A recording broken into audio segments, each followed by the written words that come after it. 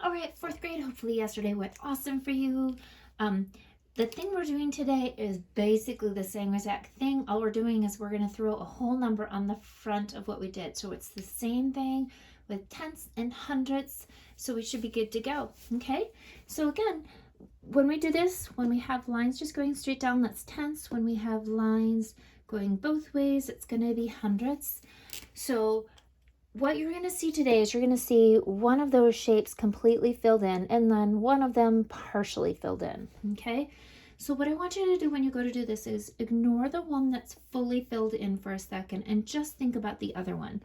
So if I was just going to do this one, I'd say, well, 1 out of the 10 is colored in. That's exactly what we did yesterday. Okay, and then we took that and we said, well, that means 1. We moved the decimal point, 1.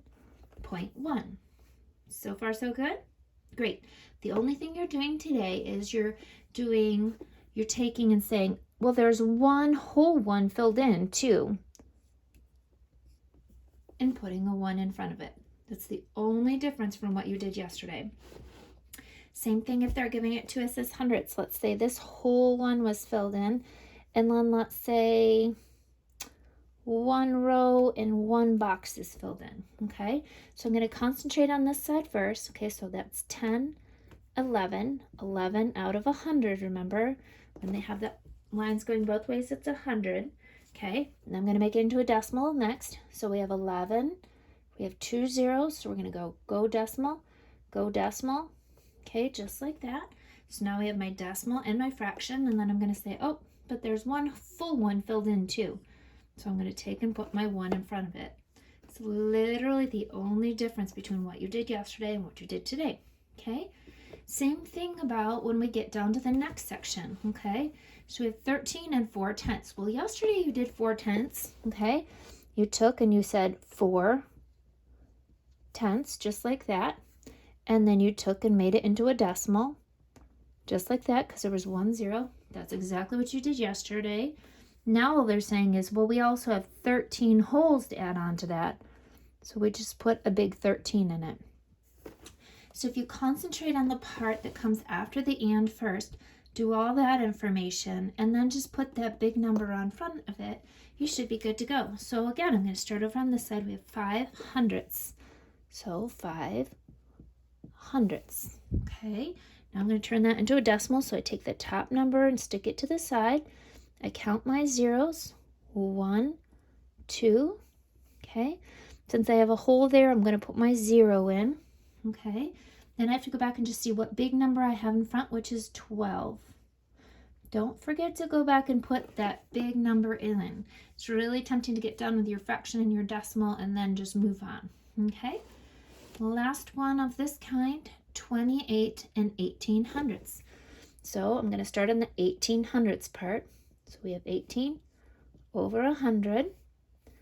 I put my 18 on the side, count my zeros, there's 2. So 1, 2, okay. Then I have to go back and figure out what big number I have. My big number is 28. So I should be good to go on that part. Okay, all right, down at the bottom here, okay. Now they might give you just the fraction and ask you to turn it into a decimal. So same thing, I'm going to concentrate on that fraction first. So I'm going to put down my 9. Okay, looking to see if you can still see that. There's 1 0, so I'm going to go 1 go decimal spot. Then I just put my 5 in front of it. Okay, same thing here. I've got 50 on the top, so I'll put 50 on the side. Gonna go decimal twice, go decimal, go decimal. Okay, and then I'm going to go back and find my big number, which is 7, to put in front. Okay, one more. I've got a 4, so I'm going to put a 4 on the side. I'm checking my zeros. Okay, see how there are 2? So that means I need to swoop 2 times. Put a 0 on that hole. Okay, and then since it starts with a 29, I need to put a 29 in front. Okay, next part's there is a story problem that I just want to talk about for a second because it's a little bit confusing, okay? So it talks about Jody ran the 100 meter in 15.7 seconds. Tyra ran it in 17.75 seconds. Who ran faster? So on your box, you're going to take those numbers and write them down. 15.7. You still see that? Yep. 15.75. Okay. Now when we're comparing decimals, which we haven't had a page on that yet. Okay, but when we're comparing them, we want them to have the same number after the decimal point. So since this only has one number and this has two, I can add a 0 on there so that they both have two numbers there. Okay, so now I have 15.70, 15.75. Now, usually in math, you know, like basketball games or volleyball games or whatever, the person who has the most points win. But when we're running a race, you want the smaller number. If you run in a smaller amount of time, you are the winner.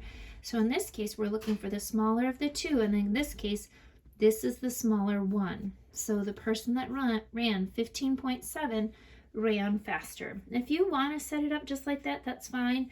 If you want to go back and tell me that that's Jody, that's fine too. Okay? Alrighty, I think that's it today. Thanks, guys.